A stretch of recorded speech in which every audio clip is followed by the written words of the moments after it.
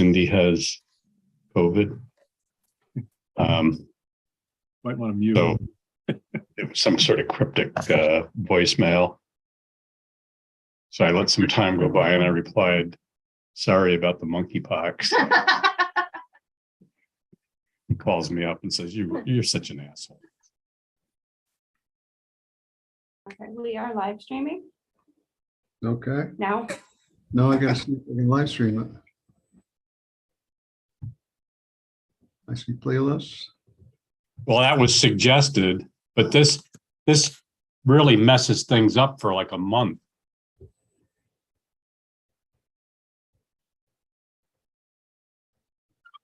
I'm not seeing it. There it is right there. Got it. Okay, we're getting all like, we didn't have internet until about 15 minutes ago. So a little bit behind in preparation. So thank you all for joining us. I'm Dave O'Brien, the chair of the IDA, for those who don't know me. I think there was only one name I didn't recognize. So anyhow, I'd like to call this public meeting to order, public hearing to order. And I'll just say what we're looking to do is that Kara first is going to read the purpose of the public hearing. Actually, Allie will be doing that. Allie's going to do that. Sorry. Good. See, you do listen to me sometimes. Then we'll ask just Chris or Karen to give a short overview of the project. And then we'll look for responses and questions. So having said that, Allie, would you please do the reading?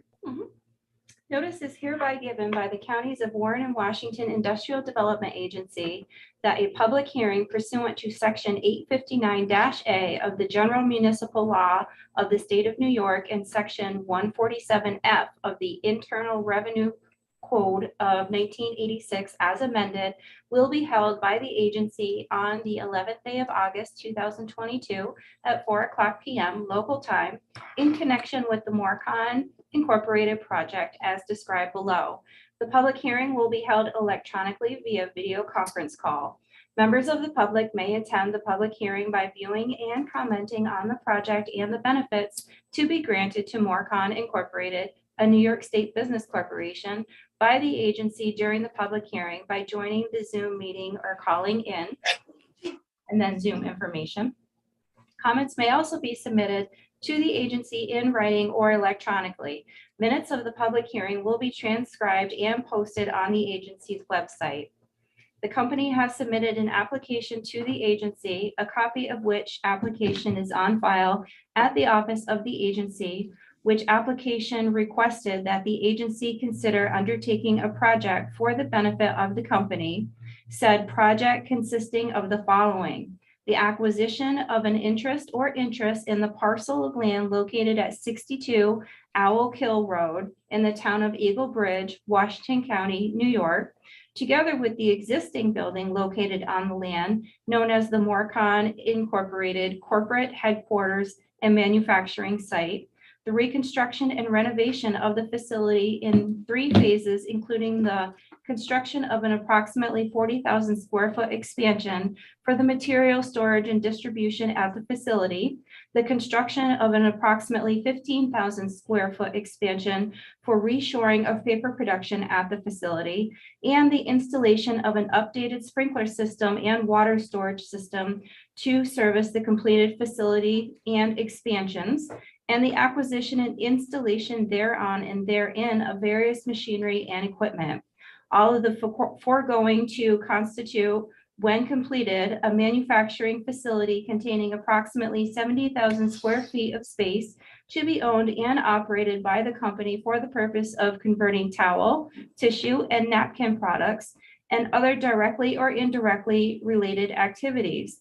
The financing of all or a portion of the costs of the foregoing by the issuance of taxable and or tax exempt revenue bonds of the agency in one or more issues or series in an aggregate principal amount sufficient to pay all or a portion of the cost of the undertaking the project, together with necessary incidental costs in connection therewith, presently estimated to equal approximately $13,825,000, but in any event not to exceed $18 million. The payment of a portion of the cost incidental to the issuance of the obligations, including issuance costs of the obligations and any reserve funds as may be necessary to secure the obligations, the granting of certain other financial assistance with respect to the foregoing, including exemption from certain sales tax, deed transfer taxes, mortgage recording taxes, and real property taxes, and the lease or sale of the project facility to the company or such other person as may be designated by the company and agreed upon by the agency.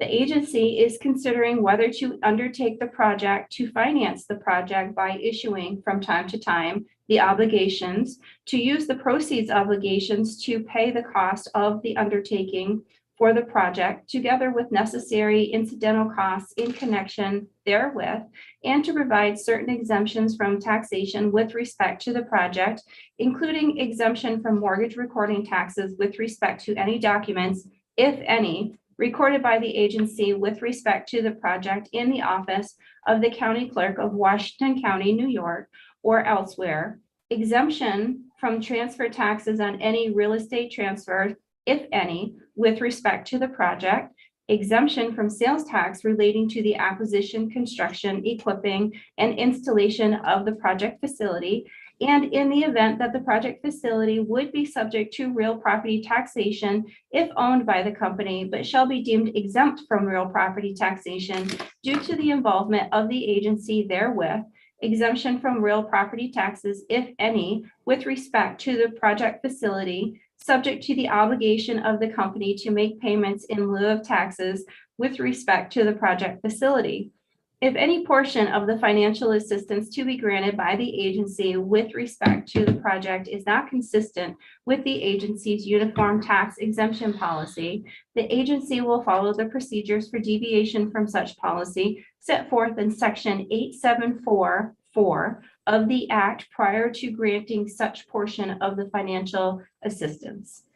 If issuance of the obligations is approved, interest in the obligations will not be excludable from gross income for federal income tax purposes unless pursuant to Section 147F of the Code and the regulations of the United States Treasury Department thereunder, the issuance of the obligations is approved by the Board of Supervisors of Washington County, New York, after the agency has held a public hearing on the nature and location of the project facility and the issuance of the obligations. Pursuant to Section 144A-12 of the Code, at least 95% of the net proceeds of the obligations are used to provide a manufacturing facility as defined in Section 144A-12C of the Code. And pursuant to Section 146 of the Code, there is allocated to the obligations a portion of the private activity bond volume cap of the agency and or state of New York sufficient to equal the face amount of the obligations. If the agency determines to proceed with the project and the issuance of the obligations, the project facility will be leased or sold by the agency to the company or its designee pursuant to a project agreement requiring that the company or its designee make payments equal to debt service on the obligations and make certain other payments to the agency, and the obligations will be a special obligation of the agency payable solely out of certain of the proceeds of the agreement and certain other assets of the agency pledged to the repayment of the obligation. The obligation shall not be a debt of the state of New York or Warren or Washington counties, New York, and neither the state of the New York nor Warren or Washington counties, New York, shall be liable thereon. The agency has not yet made a determination pursuant to Article 8 of the Environmental Conservation Law regarding the potential environmental impact of the project. The agency will at said time hear all persons or views on either the location and nature of the proposed project or the financial assistance being contemplated by the agency in connection with the proposed project. A copy of the application filed by the company with the agency with respect to the project, including an analysis of the costs and benefits of the project, is available for public inspection during business hours at the offices of the agency. A transcript or summary report of the hearing will be made available to the members of the agency. Additional information can be obtained from and written comments may be addressed to Dave O'Brien, Chairman, Counties of Warren and Washington Industrial Development Agency, 5 Warren Street, Suite 210, Glens Falls, New York, 12801. Telephone number 518-792-1312, and electronically at info@warren-washingtonida.com. Very good. Thank you very much, Ally. That was a mouthful. It was. Chris or Karen, do you want to give an overview of the project briefly? Sure. Karen, I'll start, and by all means, cut me off and jump in whenever you feel necessary. Hi, everybody. My name is Chris Rakuya. I'm the Vice President of Operations at MORCON. I reside in South Carolina, and that's where I'm speaking to you now. So the project itself will go back to the beginning. We started and purchased this business in 2013. Since then, we've tripled the size of the business. When we took over the company, the average wage in the hourly ranks was $9.50. The starting wage was $7.25. Today in New York alone, our average wage for hourly employees is hovering around $19, and our starting wage is in the 15 range. So we're continuing to invest in our workforce. We know that we're only as good as the people that we have, and we'll continue to do so as we grow and invest in our business. Fast forwarding to where we are now, and even more specifically talking about COVID, when COVID happened, a lot of companies, many people were paralyzed, no pun intended, and weren't really sure the decisions to make to run their business. In our industry specifically, many manufacturers did furloughs, lost the trust of their workforce, and frankly, some of the mills in our industry have closed forever, removing capacity from the United States and putting converters, independent converters, at risk.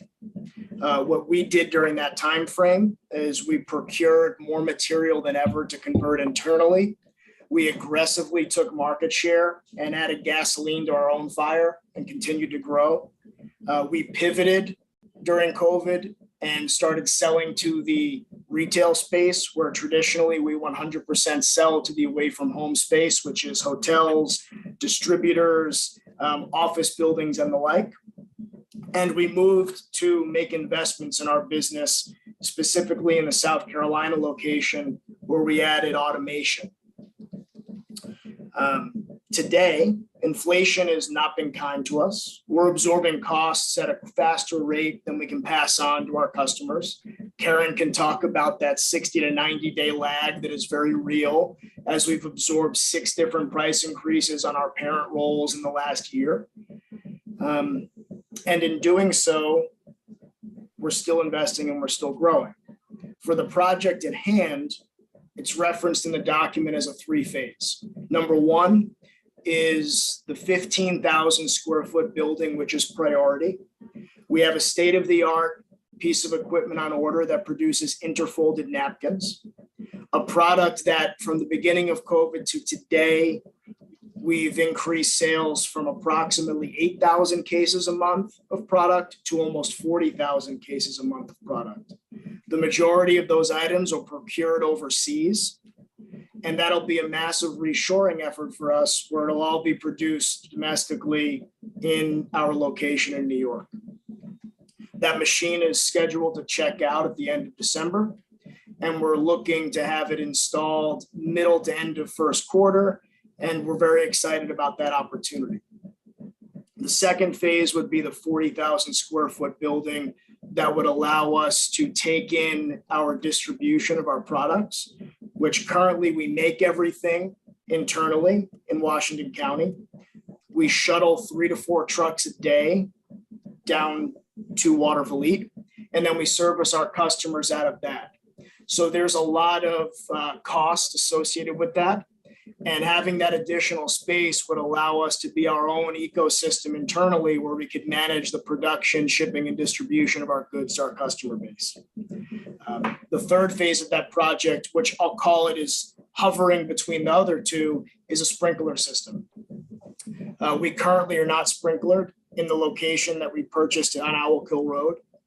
And as a part of that first project, the 15,000 square foot, we'll be making an investment in water storage and the systems on site, fire hydrants, in order to service our current space of 25,000 square feet, the initial 15,000 square foot expansion, and have enough infrastructure in place that we can grow into with the 40,000 square foot expansion.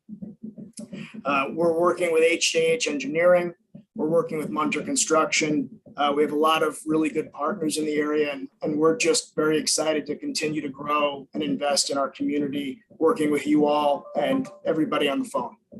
Karen, anything to add that I may have missed? No, well put, Chris. Very well put. Thanks. So that's it for me. Amy, Allie, you were tough to follow because you kind of gave my project a pretty good description, but turn it back over to you, Mr. O'Brien, and see what questions your team and the group has. Okay, well, thanks for the thumbnail of what you're doing. I know that you spent a lot of time thinking this through, and there were a lot of pieces to get to this point. I think I've been talking for almost 2 years now, Chris, maybe a little longer than that. Yes, sir. So, it's been a long-term project, but, I think that the end result's going to be good. So I'd like it to open up to the public. Are there any questions for the IDA or the Recuia team?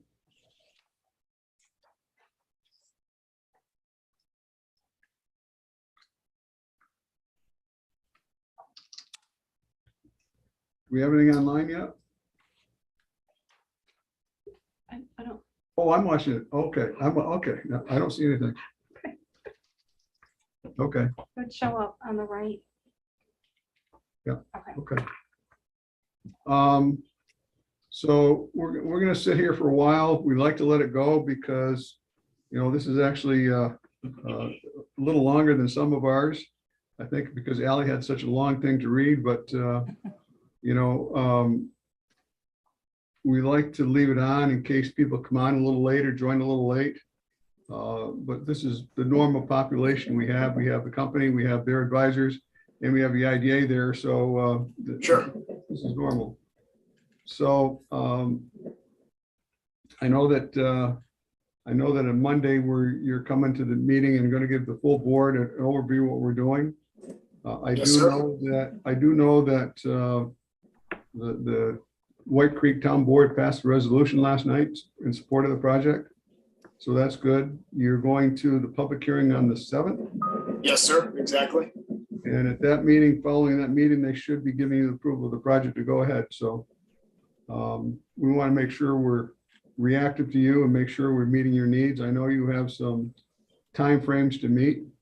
And the timeframes to meet, I think, is you need to get your spades in the ground in October to ready for that machine to come in the first quarter next year and be installed. So Correct. And what we're doing now, just to give you a perspective. So today we did soil borings on site. We'll be having that tested. We feel very good about where we are. Next week, we'll be relocating our fiber line for our internet, just to ensure that that's not going to be in the way, because we can't stop business. Although our CEO likes to joke with us that if you can't do your jobs with crayons, you can't do your job at all. We don't really want to test that theory. So we're going to make sure the fiber line is not disrupted. After that, we will be finalizing our site plans and our building plans. And our target, Dave, to order the building is September 16th. From September 16th, we'll have an 8-week period working with the construction company and our engineers, where we'll go through that final design phase. That'll take us to approximately February 1st, 2nd, where construction will begin on the building. And we'll be ready to move equipment in, we believe, May 1st, very conservatively. So that's the realistic timeline. Our equipment may have to wait a month or so, but with the global supply chain where it is, the asset being produced in Italy, and with everything we've experienced in the last 2 years, I fully expect there to be some electrical component delays along the way, as that's just been par for the course, right, Karen, as everything else we've been doing. We actually ordered equipment for South Carolina 15 months ago, which traditionally has a 7 to 8 month lead time, and it's on the water now being delivered just due to electrical component delays throughout the world. The things that you all may be experiencing or listening about cars and car chips, that's what we're experiencing with the components in our equipment.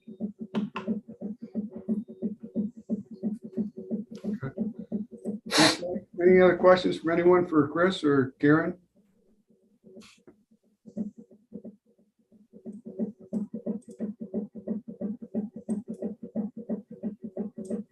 Do we?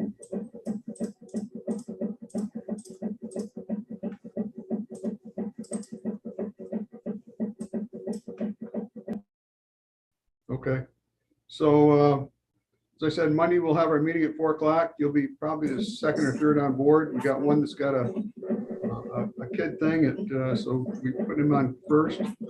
Sure. Then we'll go from there, and then we need to wait for the 7th to get your final seeker from the planning board, and we'll give a quick approval for that. In our either our meeting in September or earlier if we need to, just to make sure we're receptive and working with your needs, your time frame. How's JT doing with his piece? JT's doing very well. He and I were actually on the phone about a half hour ago. We have multiple interested parties right now. He's vetting them. He understands our timeline, and we're just making sure we get the best financing deal in place. Fair enough. Good. Good.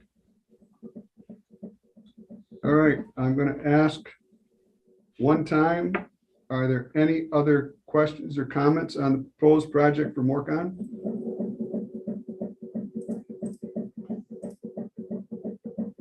I asked a second time, are any comments or questions on the proposed project the IDA is about to undertake with MORCON?